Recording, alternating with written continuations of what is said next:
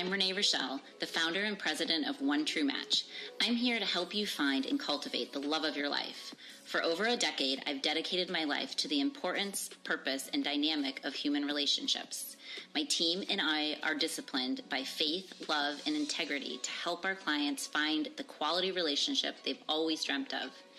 Each week, I will be sharing the tools and tips I've learned that have rooted my success as a matchmaker with other leaders around the world.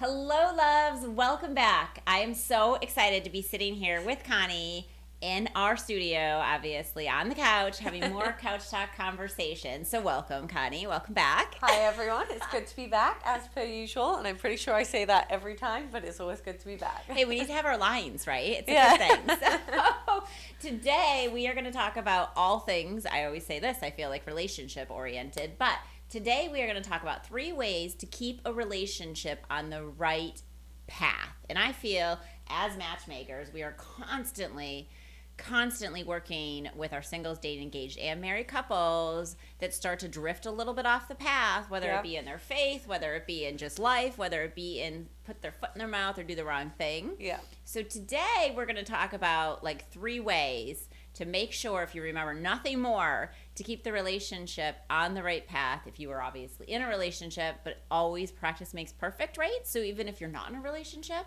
practice with your friends, practice with your colleagues, right? Your family. Because these seem like simple things, but I feel like there's so many times that's what we're reminding people, really, as matchmakers, is to bring it to the core values, like these 3 things to keep your relationship flowing and fun, and making sure you think of those things daily instead of waiting until things are wrong to think about these. Right, because at that point, it's like too far gone, too late, right? It's so important to practice these things in the beginning. And again, if you are in a relationship and it's been going in a different direction for a while, it's never too late to hit the reset button. Yeah. The only trick of it is you need 2 people to hit that reset button. So you got to do everything in your power to get the 2 of you on track. And also bring it back to the simple things. Like, bring back to day 1, which is basically what we're going to go over. So even as singles, you need to be listening to this, because trust me, you're going to want these tips when it comes to when you're happily, madly in love in a long-term relationship or marriage. Yes. So these seem very simple, but please write these down, or if you are driving, be safe and come back and listen to this. So we're going to start off. The first one that is the key to keeping a relationship on the right track or path to continue on success is to be present. Yep. Which seems so simple. Seems simple, so difficult. But it's also, I was about to say, it's really hard to do that. How many times it's like you come home from work or whatever, and you're like trying to close out your day. I don't know about you, of course, probably the same thing, right? Because you're very similar in that regard.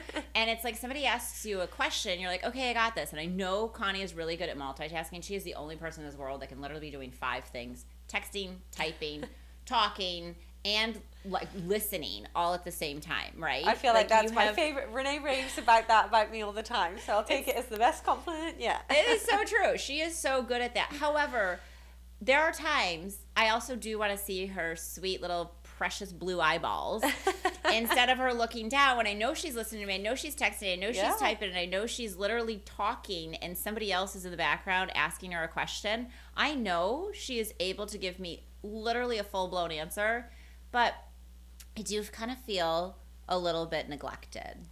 Oh, we better hope that Renee doesn't start crying on this podcast. I'm kidding.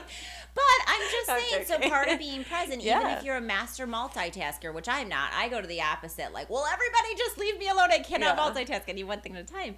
But I think it's really important to be reminded that if you need to close out your day or finish, when it comes to a relationship, you 100%. Have got to treat it so different than a business relationship to some level, right? Because it's a romantic relationship. But it is important to remind yourself to be able to, and I feel like Connie and I've talked about this many times, like now she will literally listen, type, text, and talk to somebody else, but now she gives me eye contact, and I'm thinking, do you even see me?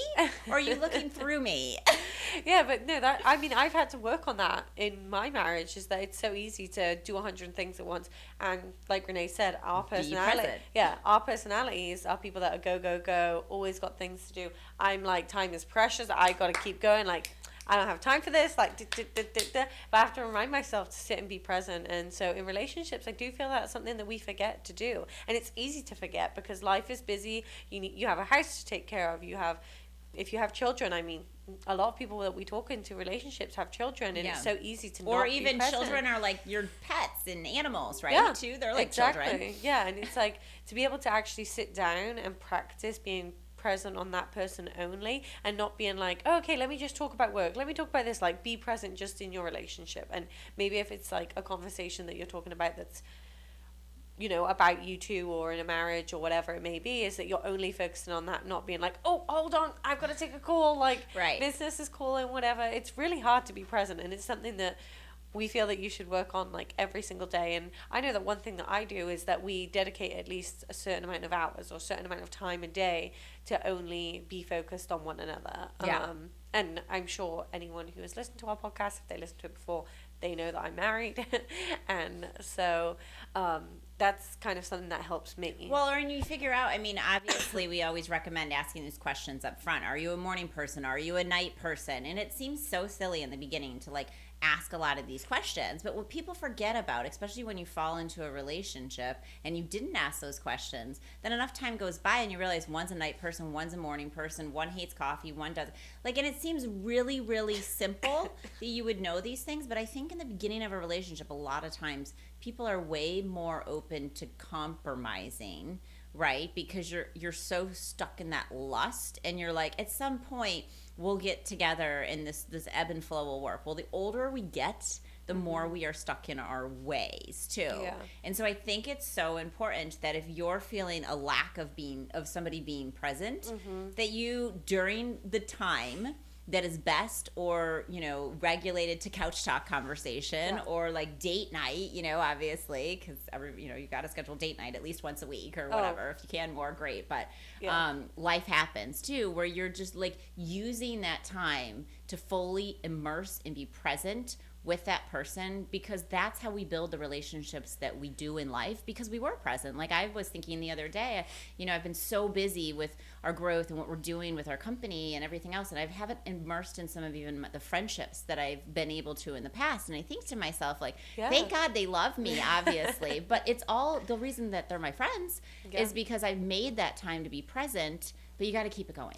Yeah, and it's hard to, like you just said about the date night, right? So many times, like, especially any of our couples that have been married 10 years, 15 years, however long, and they think, oh my goodness, we haven't been on date nights in maybe a year. Like, and when we say date nights, we mean true date nights. That's like not like just go present. Because it's forced on the calendar and we're gonna like argue the whole time, and it's no different now. And we just don't have the kids in front of us, right?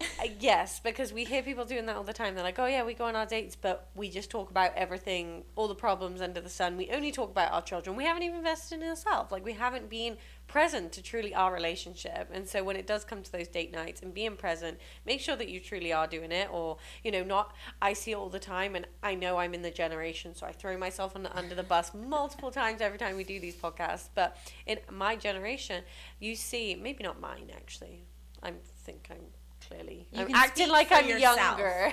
But I guess the generation below me is more like that. But you see, like, anyone going out and they're just focused on their phone instead of being present at the dinner table. Like, even if you're not focusing on that as a relationship, and say you are single listening to this podcast, like, start being present with friends, like Renee just mentioned, not only your relationships and all marriage. Yeah, and if you're not meeting anybody, like you just said, put your phone down and actually look up. And if nobody looks at you back and you have nothing to do, like, I challenge you for literally 5 minutes even. If you could do 10, I'd be so proud of you, where you don't look at a phone. Yeah. And it forces you, because if you're like me, a true extrovert, I would get bored just not talking to anybody. So then it also forces you to be more observant, to give somebody a compliment or notice something. Like, somebody, if your head is in your phone all the time, then the reality of it is like, the greatest person could just walk right by you. Yeah. Or like the scenario of like somebody drops something and you miss that. Like, the littlest big things you can miss in life by not being present. And of course, like Connie was saying earlier, like, too many years of a routine of a date to not spice it up and literally just ask that question. If you ask no other question on a date night, it's like, how are you? Yeah. Like, what's going on with you? Like, what's the latest? Tell me outside of all of the stories and the updates you're giving me, but like, how are you doing? Are you doing okay? It doesn't have to be every week, but that you're really plugging into your mate is so important. Yeah, and even just asking how they're feeling and how do you feel about our relationship. And it doesn't have to turn into, even if it says, yeah, it's wonderful, it's doing great, I love what we're doing at the moment. It's constant affirmation. Yes. Constant affirmation that you guys are working in going on the right path together instead of like falling down the wrong one. Right. I totally agree. Yep. Okay, so number 2 is be responsive. So this kind of links in with the whole being present thing, because if you're not being present, you usually aren't being responsive. I mean, having a phone, considering we're on the whole phone conversation, being responsive is, I mean, I feel like people will... Lots of relationships, lots of marriages will come to us and say, okay, we were doing really good, we think we're good, but there's no like responsiveness between us. There's like having a conversation, and it's like Renee said earlier about being present is like you go right through someone, and being responsive in a relationship, and also being able to, I feel like, to me, I mean, this may be different to you, but being responsive when it does come to that is also being able to like accept feedback and work on feedback, like being receptive to things that you need to work on, which people find that really hard, I know. Yeah. And I think on exactly what you just said, but also on one more, like, to be responsive is so many times, I hear it from singles all the time. We both do, right? Yeah. Like, I sent them a text and they didn't respond. And I know we're doing a podcast on this, like coming up. So, I mean, there's so many topics of like how soon, how quick, how late, how long do you wait to respond, and all these other things. Yeah. Here's the thing. We all are busy and we all have things going on. I think out of respect of something that is a lost art that used to be like, back now I'm going to date myself, but I mean. I'm making myself look younger. I mean, there are generations that didn't have emails, right? So I'm not like that old, but like back in the day, it was like if you got an email, you were like, you had to respond within 24 hours. That was like a known thing back in the day when emails came out, right? I mean, a letter, it's like, well, you're going to get it whenever you're going to get it. Who knows? You don't even know that a letter is coming in the mail, right? Yeah. But an email, the goal was always you respond within 24 hours or during business days work, right? Yeah. So text messaging now is, I feel like people are like, well, they have a phone, they're in front of them, like why didn't they respond? But there's also 2 different kind of personalities, I feel like, when it comes to text messaging. The ones that are emoji happy, the ones that are not. Emoji. Right? The ones that like respond immediately because they have a job where they can be looking at their phone and responding quickly. And then there's also the other ones that are wanting to be present but are not because they're being present in something else and can't respond. Yeah. So, like, we get this all the time where it's like, well, I mean, obviously they had to go to the bathroom at some point, so they could have texted. Well, it's like, okay, what do you want them to text while you were in your bathroom? And if you're asking them an important question that matters to them, the reality of it is, to me, I would rather, unfortunately, take longer to respond. So anybody out there that gets a text, because I want to think through my response. If it's something that you're asking me to be present and respond to you, then give you a quick text and it really wasn't what I meant to say, and then I'm going to get into a texting war or whatever, and really be like thoughtful to have that conversation. Yeah, I couldn't agree more. And I mean, I do this all the time. So, but when, say you don't have the time to sit, and me and Renee, even though we're together a lot, we'll still, like out of work, talk non-business of like personal life and have a whole chain of message that it's like this long, per message, like it's long. But sometimes I'll be like, oh, I just looked at that, read it, want to like invest into looking into it and respond. But right now I don't have the time to type it out. But I may be walking, doing something, so I'm going to send her a voice note and be like, oh yeah, like have a conversation. Like it may sound silly, but if you can't respond in some way, respond in another. It doesn't have to be. Like, or even if it's a simple response, hey, super busy right now, I'm going to text you or call you later. And whatever you say you need to do. The world has become such a place where, of course, with all the ghosting and all this other stuff that people do, and they just drive it, they'll say something and then don't do it. So you're better off to not say, I'll call you if you're not going to call. Yes. If you didn't have the best of time and you don't want to see somebody again, don't say, oh, I'll see you soon. Just say, I had such a wonderful time getting to know you, and have, like, if you're in question, definitely go on a date again. Yes. But if you are in wondering, or I mean, if you're like, there's no way, there's too many like red flags or just too many things that just don't match for what I'm looking for, kindly just say, I had such a great time and you are such a wonderful person. I just don't see some of the things that I'm looking for aligning with the two of us. And there's nothing wrong with that. I know we're just both on this quest to find the right individual. Yeah. And it's better to give that feedback almost A, in person, or B, as a follow-up than just completely not let them know. Which is our third topic of what we're talking about. 3 ways to obviously keep a relationship on the right path is communication. So you have to you have to communicate. Yeah. You actually have to that talk. was perfect segue. I was like, I have something on responsiveness. But, there's so many things in these podcasts that we can talk about. But what a perfect segue to communication, because communication is key. And if you haven't listened to any of our past podcasts or continue to do in the future, listen to all of them. Yeah, listen to all of them. This is something, though, that we will continue drilling in your mind. Like, you will hear the word communication over and over again because it's so important. I mean, we talk about it being important no matter, what avenue in life, whether it's friends, family, whatever it may be, but ways to keep your relationship on the right path.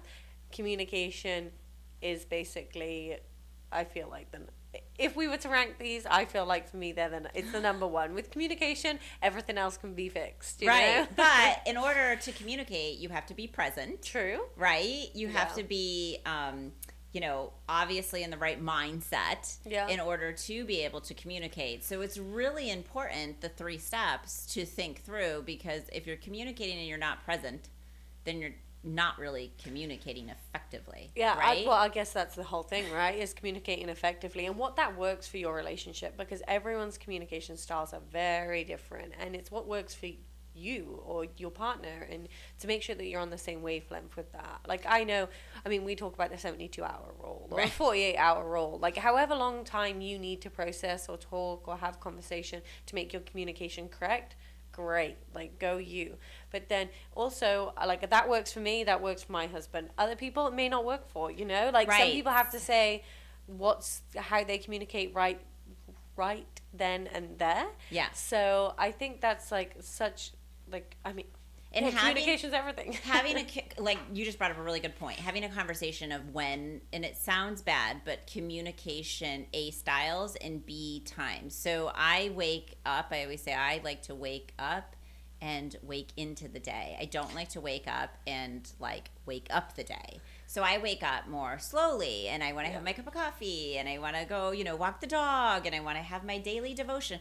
I like the morning to be still, quiet, and peaceful. It's kind of my meditational prayer time, right? Yeah. So I don't want to wake up and fix a million problems, deal with everybody's situation. I want to wake up, set my intention, be right in my mind to then go after the day personally, right? Yeah. And then so if you have somebody that just wakes up chipper like a bird and is ready to you have to kind of have the balance of when the right time is to be present and communicate and connect, right?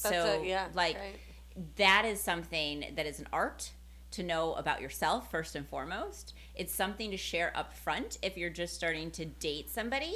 But it's also important that we're listening to what our partner, if we're in a relationship, also needs and wants when we're having these date nights of openness and saying, hey, this is something, I love you and I want to stay in love with you for the rest of my life.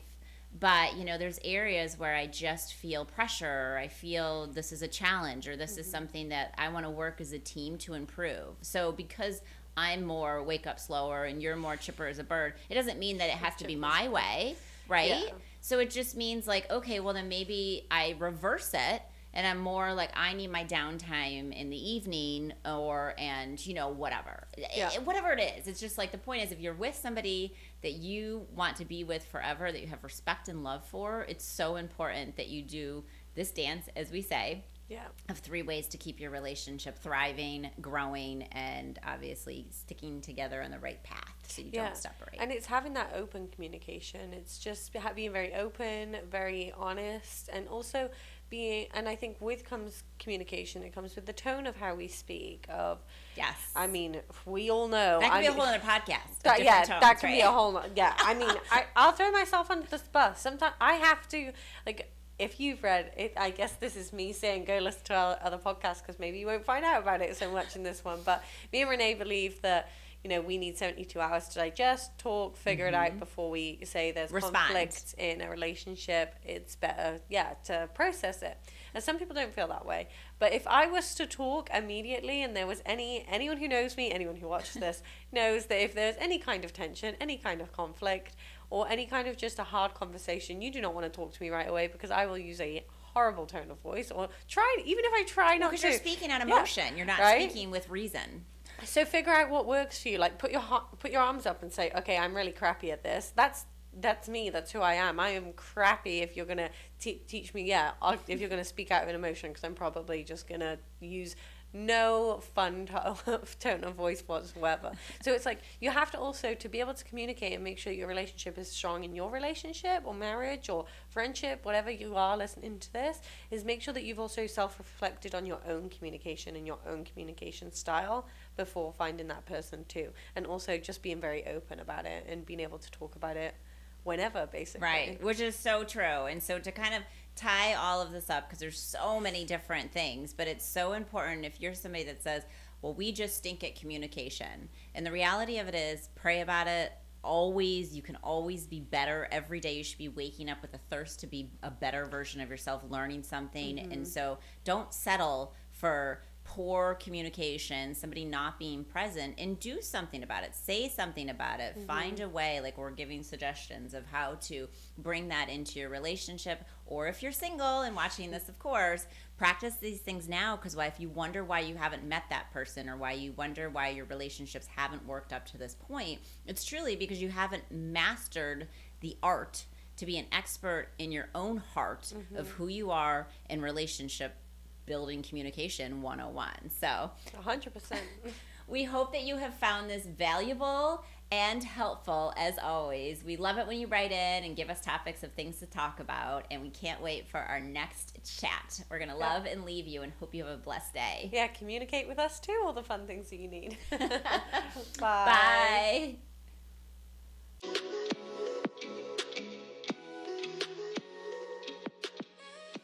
It's been another great talk on this episode of One True Talks by Renee Rochelle. I look forward to our next chat.